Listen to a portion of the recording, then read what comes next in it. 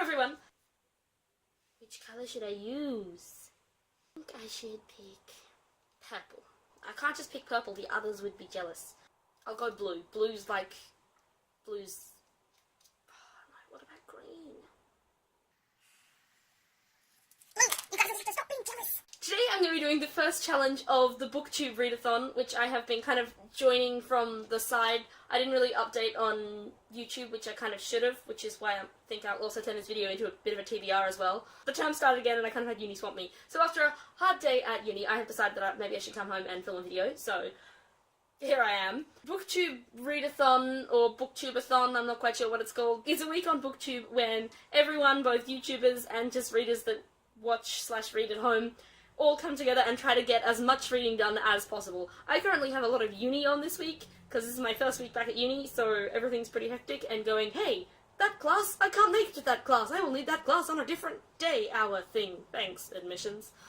So, I'm just kind of like been trying from the sidelines. If you follow my Instagram, you possibly get a few more updates there, but anyway. At BOOKTubeathon there are a series of video challenges, which anyone can take part in, so I'm gonna be taking part in that today. The first challenge is posted by Jessie the Reader, which I will link in the description box below if you want to check it out. I will also link the BOOKTubeathon in the description box below if you want to check that out.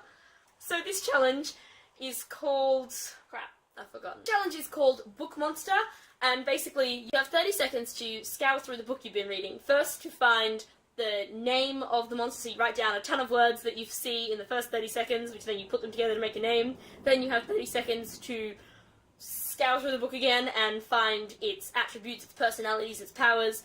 Then you have a minute to draw your monster. I have my visual art diary here. I have my book. I guess I'm just gonna hop right to it then. As far as I know, this is best done sitting down, but I'm not sitting down, I'm standing up because there's nowhere close enough to light to sit down properly. Or I could sit down at my desk, which is kind of right here, but it's then too low, and then it's just whatever. If I kind of duck a little bit out of view, that's why. Go!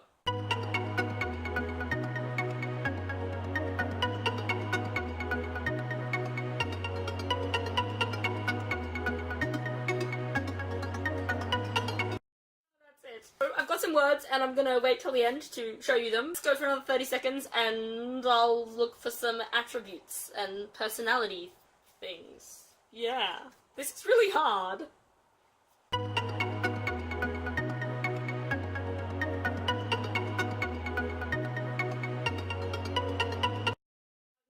More words. I now have 1 minute to draw said monster. This is gonna be really hard.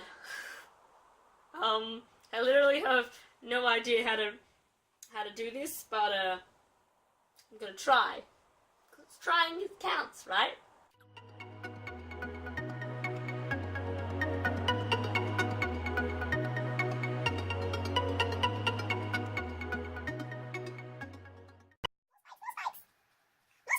Okay, so here is my monster.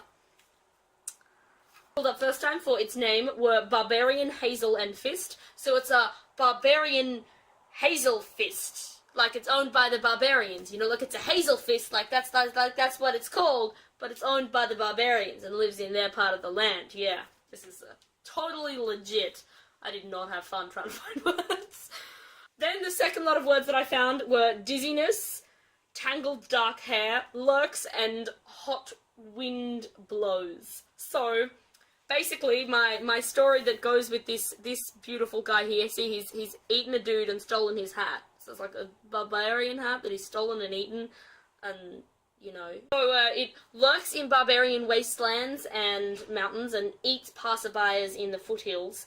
It attacks them by like blowing really what feels to them like really hot wind at them, and it makes them really dizzy and disorientated, and then when they're out cold it drags them away and eats them. Be careful if you're, you know, going through the foothills of May's imagination, because you might possibly find a barbarian Hazelfist ready to eat you. Yeah. That's what happens. One of the challenges is 7 books, but I don't think I'm going to end up reading 7 books for this. So, 3 of the books that I'm planning on reading, I possibly will dip into more, but honestly, I probably don't really have time. Anyway, Ember in the Ashes by Sabah Tahir? Tahir?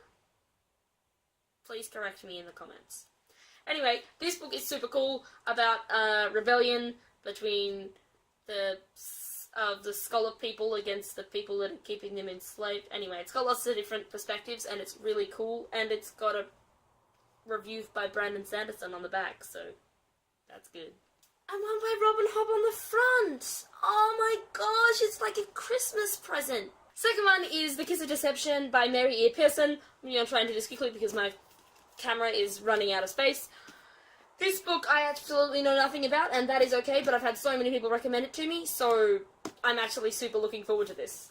Plus, it's really heavy. Like, this book is really heavy, and it's got a map. Ooh, pretty. The book I'm reading, I'm actually listening to on audio, because I also do a lot of walking around to get to classes and all of that stuff.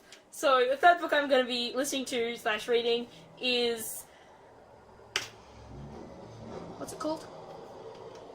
The Furies of Calderon by Jim Butcher. This book, basically, as far as I know, the story that I've heard behind it was Jim Butcher was told, oh, you can't make a story out of anything. He's like, oh, really? So they were like, well, make a story about Pokemon and Legionaries. So that's what he did. He made a story, basically, with Pokemon-type things-esque in this book called Furies and Legionaries. And it's come together in an amazing marriage of awesomeness, and I'm actually really liking it at the minute. So, yes.